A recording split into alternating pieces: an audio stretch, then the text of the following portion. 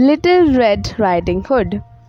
Once upon a time, there was a dear little girl who was loved by everyone who looked at her, but most of all by her grandmother, and there was nothing that she would not have given to the child. Once she gave her a little cap of red velvet, which suited her so well that she would never wear anything else.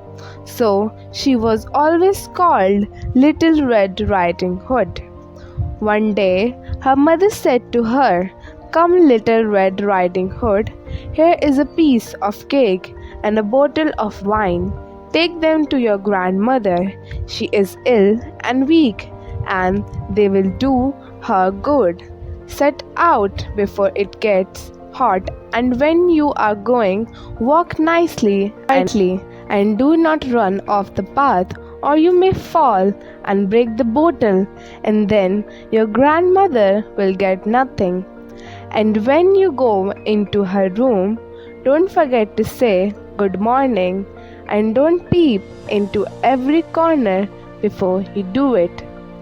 "I will take great care," said Little Red Riding Hood to her mother, and gave her hand on it. The grandmother lived out in the wood, half a league from the village, and just as Little Red Riding Hood entered the wood, a wolf met her. Little Red Riding Hood did not know what a wicked creature he was, and was not at all afraid of him. "Good day, Little Red Riding Hood," said he. "Thank you, kindly wolf. Whither away so early, Little Red Riding Hood?" "To my grandmother's." "What have you got in your apron?" "Cake and wine. Yesterday was baking day, so poor sick grandmother is to take something good to make her stronger." "Where does your grandmother live, Little Red Riding Hood?" "A good quarter of a league farther on the wood. Her house stands under the 3 large oak trees. The nut trees are just below. You surely must know it," replied Little Red Riding Hood. The wolf thought to himself, "What a tender young creature! What a nice, plump mouthful! She will be better to eat than the old woman. I must act craftily so as to catch both."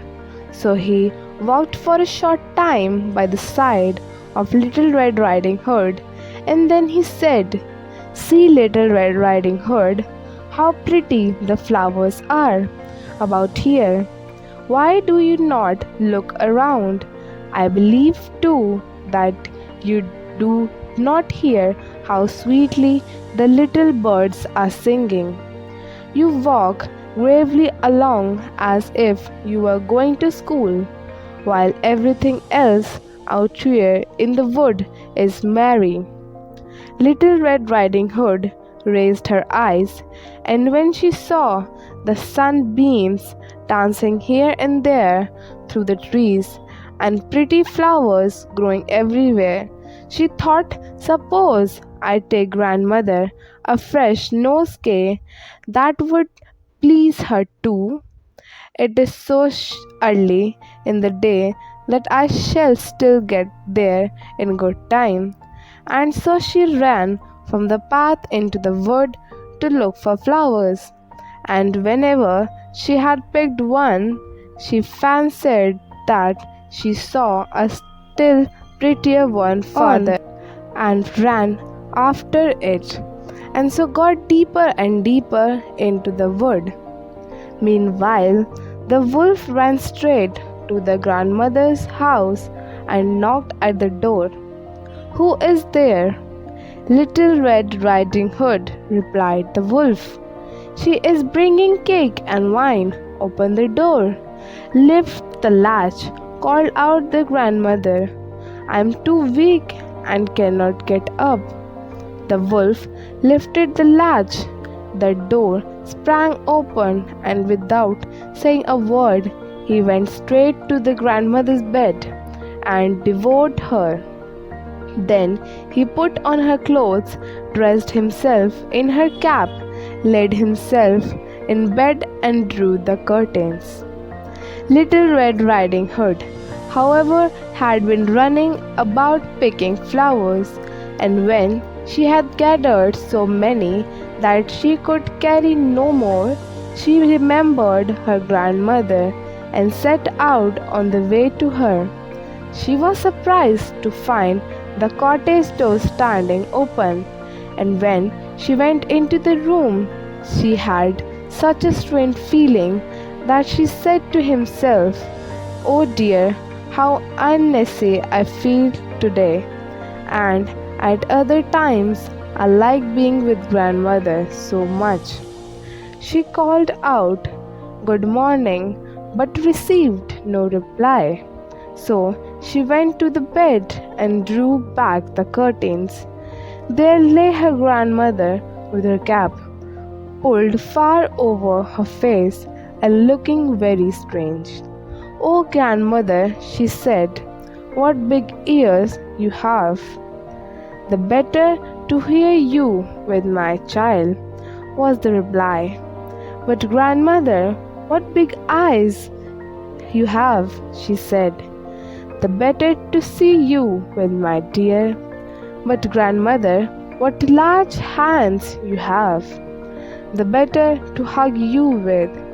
"Oh, but grandmother, what a terrible big mouth you have, the better to eat you with." And scarcely had the wolf said this, than with one bound he was out of bed and swallowed up Little Red Riding Hood.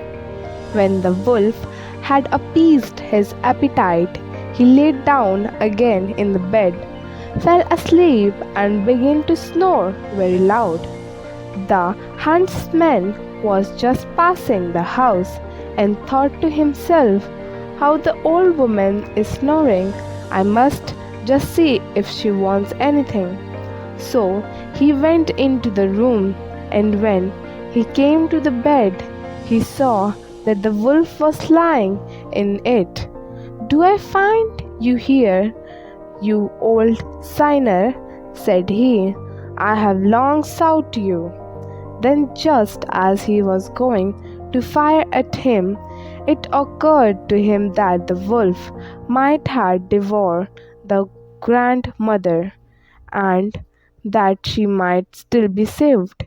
So he did not fire, but took a pair of scissors and began to cut open the stomach of the sleeping wolf. When he had made 2 snipes, he saw the Little Red Riding Hood shining, and then he made 2 snips more, and the little girl sprang out, crying, "Oh, how frightened I have been! How dark it was inside the wolf!" And after that, the aged grandmother came out alive also, but scarcely able to breathe. Little Red Riding Hood, however, quickly fetched great stones, with which they filled the wolf's belly, and when he awoke, he wanted to run away, but the stones were so heavy that he collapsed at once and fell dead.